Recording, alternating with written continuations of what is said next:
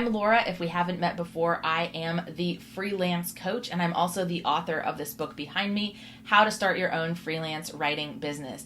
I want to talk today about something that comes up again and again with the freelancers that I coach privately in strategy sessions or in 3-month ongoing coaching. And that is set it and forget it marketing, or just plain old forget it. So what happens with a lot of freelancers is they do a lot of marketing to ramp up their new business, and then they promptly forget about it once they're fully booked or close to fully booked.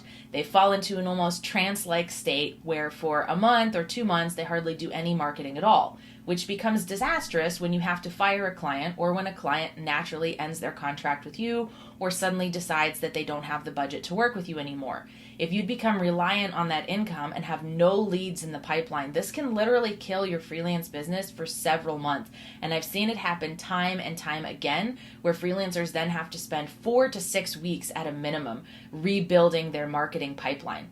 This is why I recommend that you always market your freelance business, even if you are fully booked. Why? Because it takes a long time for some clients to convert. So clients that I reach out to on LinkedIn today might not hire me immediately, but it might be something that comes up a month or even 3 months down the road. I want to have those warm leads in the pipeline that I can turn to if something happens with one of my current clients. I think it's instrumental to have a couple of things that are going on in the background where you're kind of talking to people, maybe you're scheduling sales calls, and you can make that work around your schedule.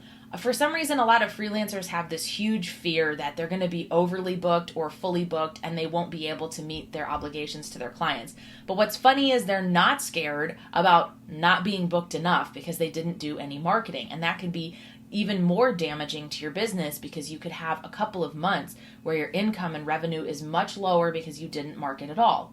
Once you've scaled your business to a point where you're hitting consistent numbers and you're either close to fully booked, and again, that depends on what your definition of fully booked is, you want to turn down the heat on your marketing pipeline, but you still want to be doing it every week. So even when I'm fully booked, I'm still spending 30 minutes a day marketing on LinkedIn because I always want that to be an active source of leads for me. I'm still checking sites like Flex Jobs and other freelance writing sites. I'm looking at Upwork. I'm doing a quick scan. I'm not spending hours there, but I want to make sure that I'm always doing something with marketing my business because I want to be consistent in the eyes of my clients. And with a lot of your marketing, you don't know who's watching you. That's especially true on LinkedIn. So for me, being fully booked is about 25 hours a week of freelance client work. For you, it could be 40, right? It might be 10. Maybe that's all you have.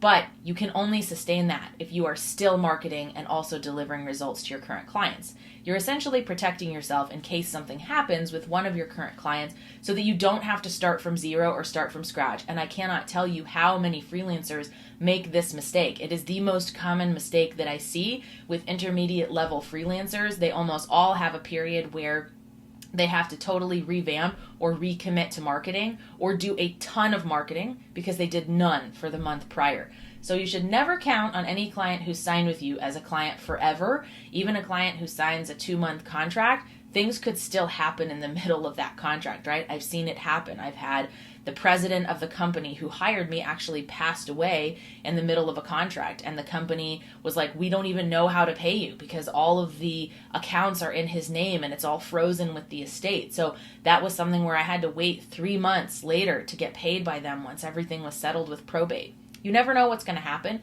so always have some form of marketing that you do, even if in a small way, so that you don't feel like you're starting from square one if something happens to a current client.